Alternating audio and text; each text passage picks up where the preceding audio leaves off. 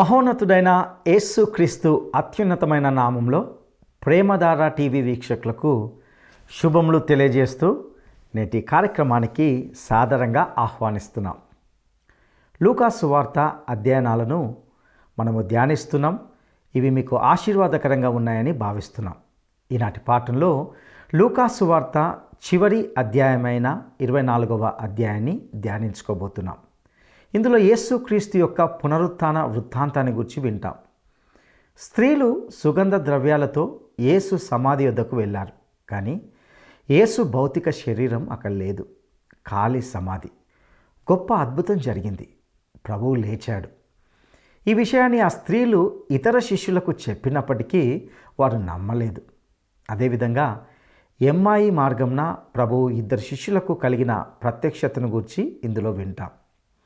ఇందులో నుండి ఎన్నో ఆధ్యాత్మిక సత్యాలను మనం నేర్చుకోబోతున్నాం. ఆధ్యాత్మికంగా గుడ్డివారైన ఈ 2 కన్నులను ప్రభువు తెరిచిన అద్భుతమైన సంఘటనను ఇందులో చూస్తాం. ఒక్కొక్క అనుభవము మనలను లోతైన ఆధ్యాత్మిక అనుభవంలోనికి నడిపించేవిగా ఉండబోతున్నాయి. ఇక సందేశాన్ని వినడానికి మనము సిద్ధపడదామా?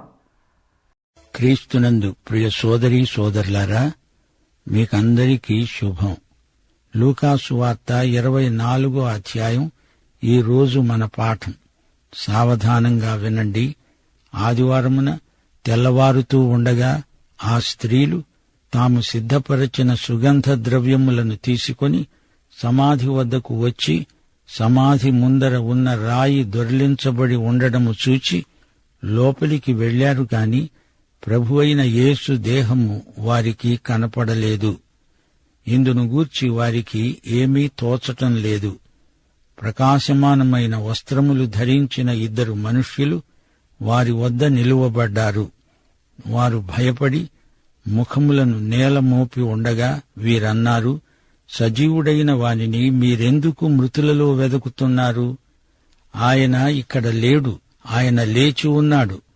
ఆయన ఇంకా గలిలయలో ఉన్నప్పుడు మనుష్య కుమారుడు పాపిష్ఠులైన మనుష్యుల చేతికి అప్పగించబడి సిలువ వేయబడి 3వ దినమందు లేవవలసి ఉన్నదని ఆయన మీతో చెప్పిన మాట జ్ఞాపకము చేసుకోండి అని వారితో అన్నారు.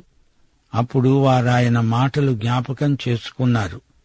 సమాధి వద్ద నుండి తిరిగి వెళ్లి ఈ సంగతులన్నీ 11 శిష్యులకు తక్కిన వారికందరికీ తెలియచేశారు.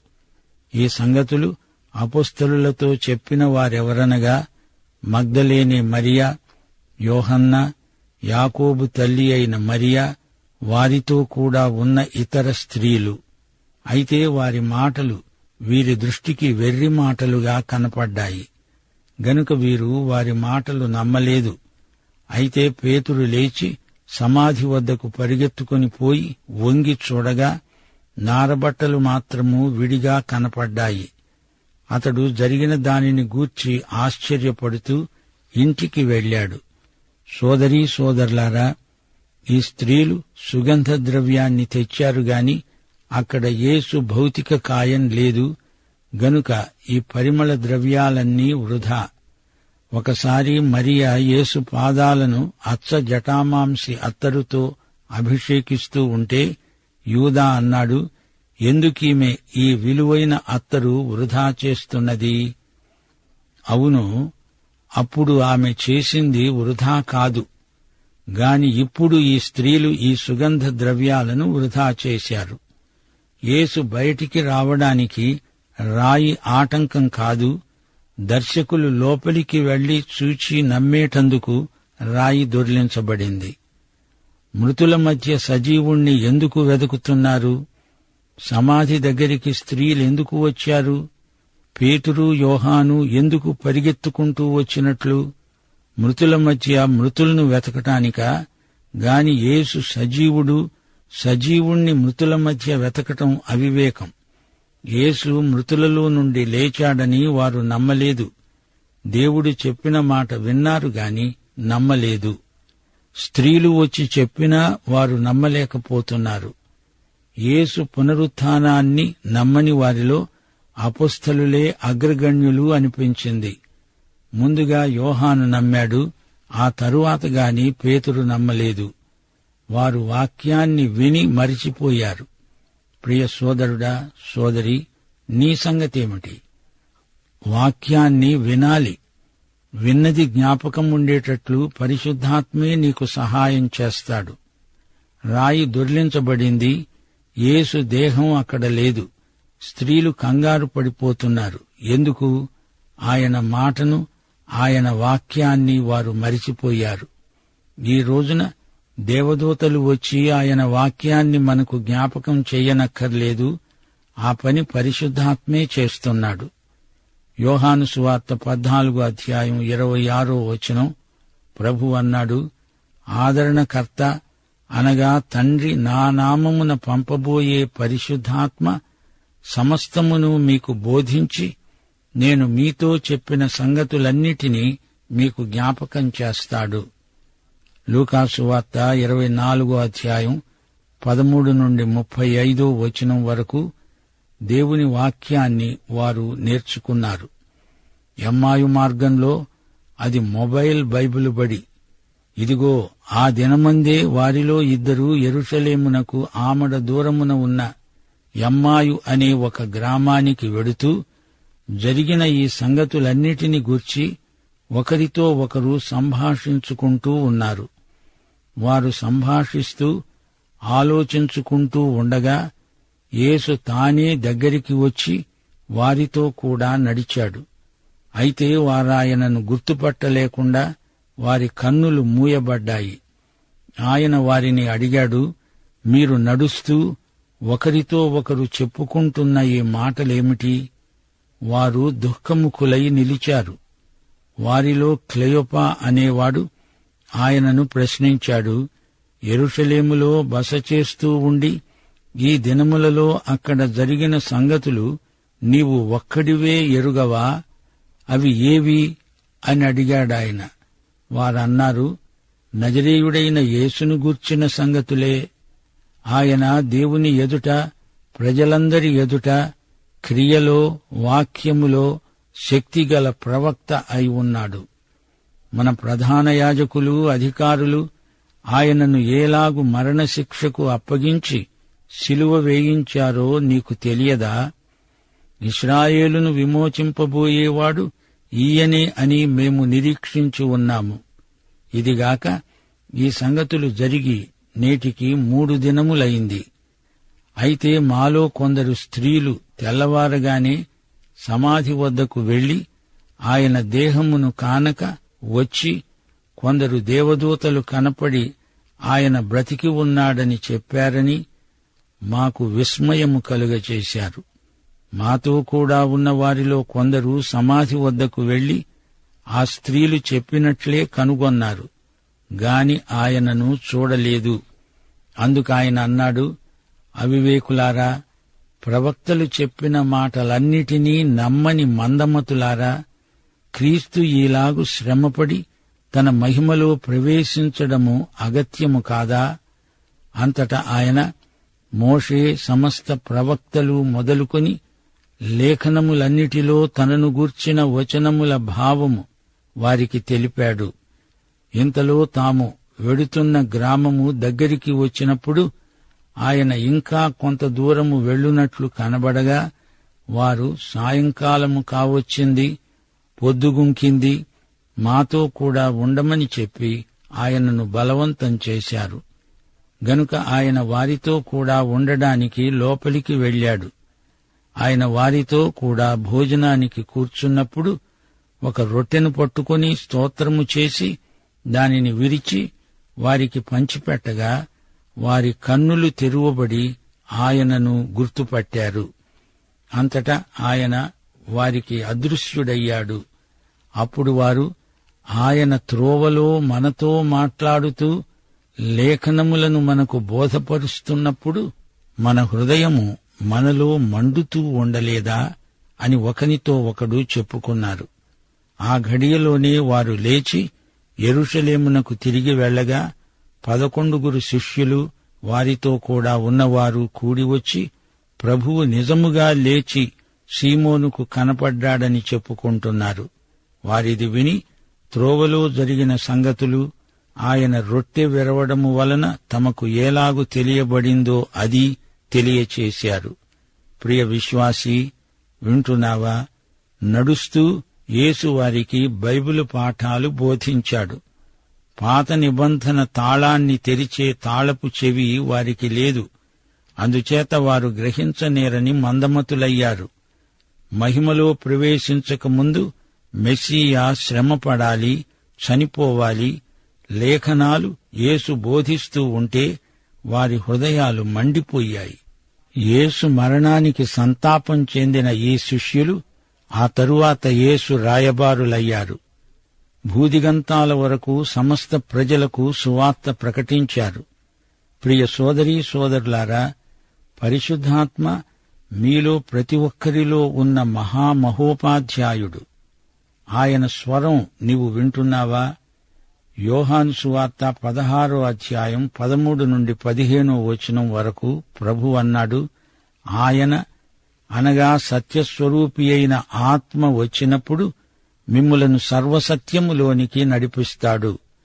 ఆయన తనంతట తానే ఏమీ బోధింపక వేటిని వింటాడో వాటిని బోధించి సంభవించబోయే సంగతులను మీకు తెలియచేస్తాడు.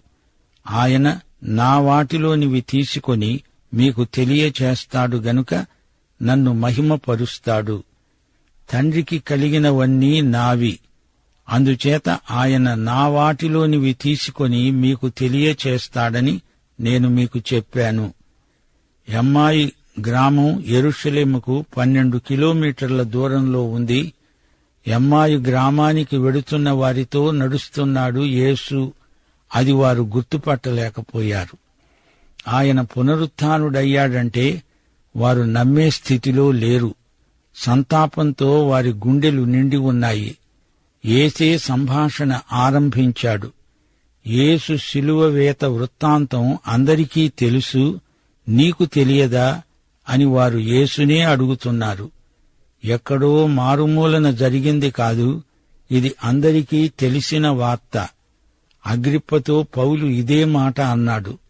అపొస్తలుల కార్యములు 26వ అధ్యాయం 27వ వచనం. అగ్రిప్పరాజా, ఇది ఒక మూలను జరిగిన కార్యము కాదు. తల్లికున్నదా తండ్రికున్నదా నీ ప్రేమ జాలి యేసయ్యా. అన్నదమ్ములకైనా కన్న బిడ్డలకైనా నీ ప్రేమ లేదు యేసయ్యా. తల్లికున్నదా తండ్రికున్నదా నీ ప్రేమ జాలి యేసయ్యా. అన్నదమ్ములకైనా కన్న బిడ్డలకైనా నీ ప్రేమ లేదు యేసయ్యా. యేసయ్యా యేసయ్యా మంచి యేసయ్యా. యేసయ్యా యేసయ్యా నా మంచి యేసయ్యా. యేసయ్యా యేసయ్యా మంచి యేసయ్యా.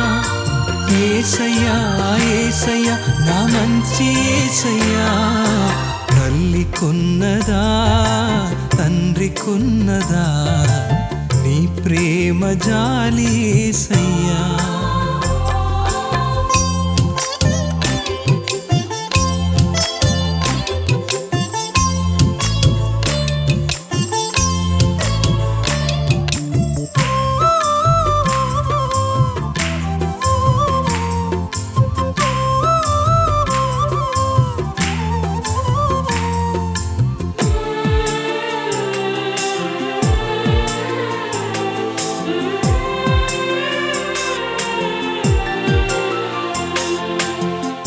యోగ్యత లేదనుచు నాను వారే ఇంటి నుండి వెలివేసితిరొకనాడయ్యా. ఏ యోగ్యత లేదనుచు నాను వారే ఇంటి నుండి వెలివేసితిరొకనాడయ్యా. రోగముతో రోదిస్తూ వేదన పడుచున్నను అవహేళన చేసి తిరి బంధువులయ్యా. రోగముతో రోదిస్తూ వేదన పడుచున్నను అవహేళన చేసి తిరి బంధువులయ్యా. నేను ప్రేమించకయే నన్ను ప్రేమించితివి, నా పరమ వైద్యుడనీవయ్యా. నేను ప్రేమించకయే నన్ను ప్రేమించితివి, నా పరమ వైద్యుడనీవయ్యా. యేసయ్యా యేసయ్యా మంచి యేసయ్యా, యేసయ్యా యేసయ్యా నా మంచి యేసయ్యా. యేసయ్యా యేసయ్యా మంచి యేసయ్యా, యేసయ్యా యేసయ్యా నా మంచి యేసయ్యా. తల్లి కొన్నదా తండ్రి కొన్నదా నీ ప్రేమ జాలి యేసయ్యా.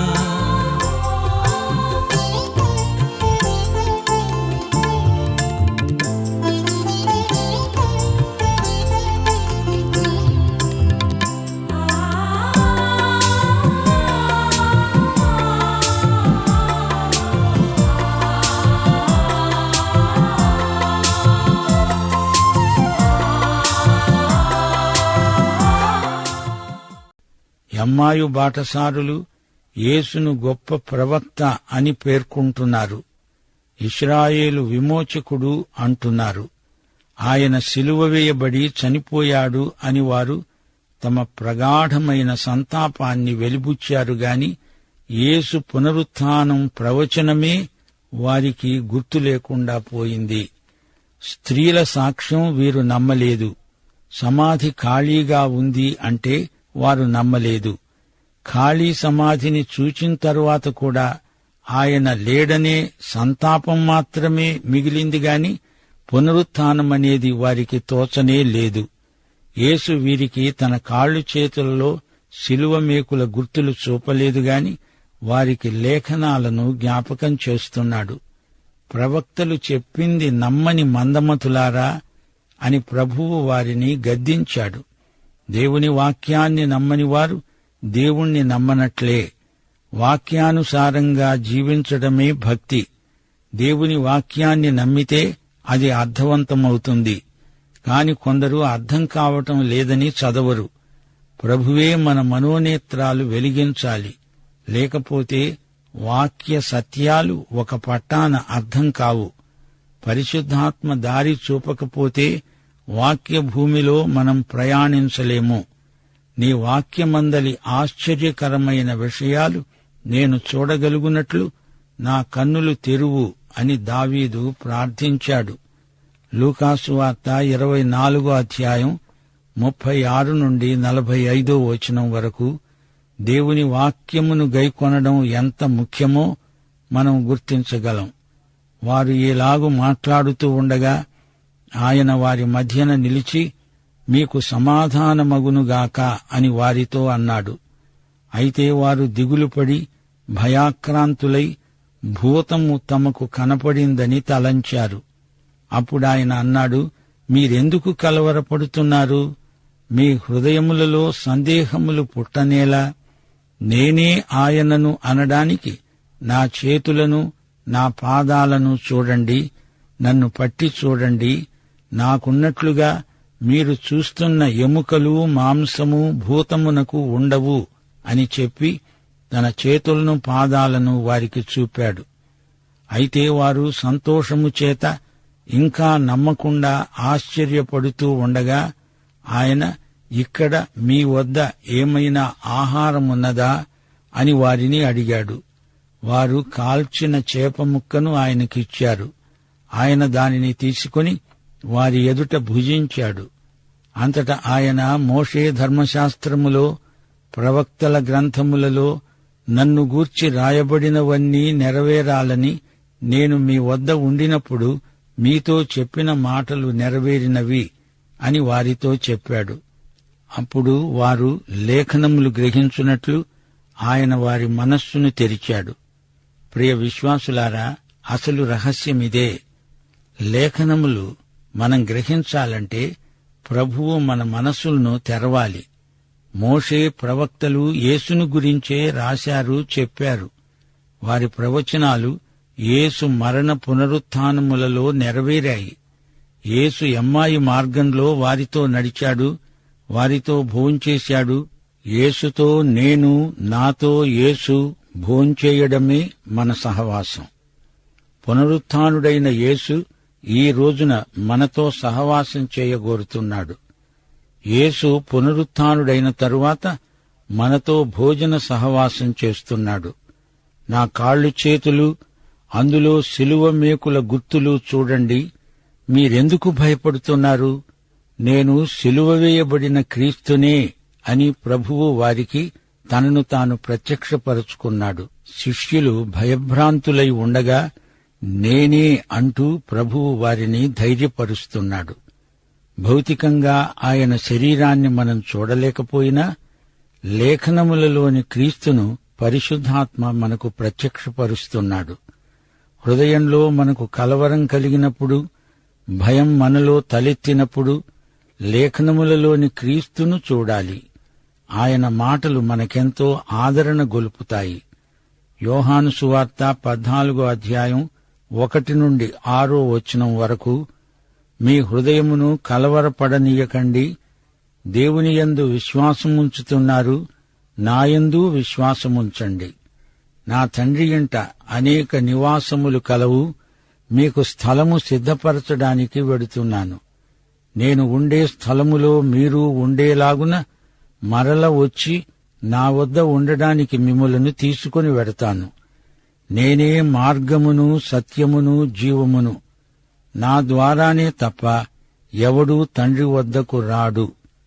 ప్రియ విశ్వాసి, నీ విశ్వాసము బలహీనమైనప్పుడు లేఖనములలోని క్రీస్తును చూడాలి.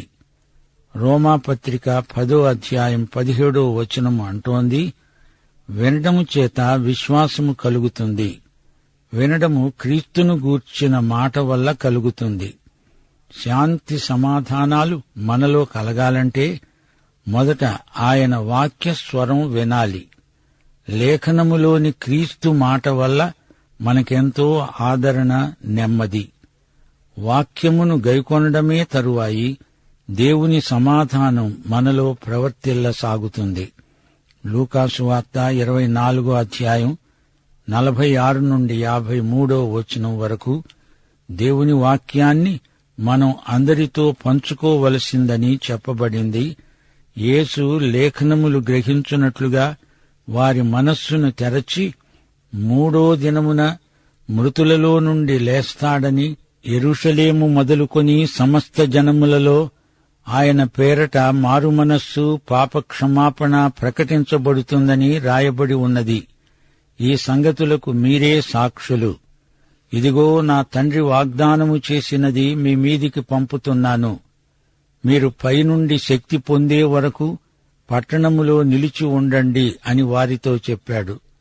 ఆయన బేతనీయ వరకు వారిని తీసుకొని పోయి చేతులెత్తి వారిని ఆశీర్వదించాడు.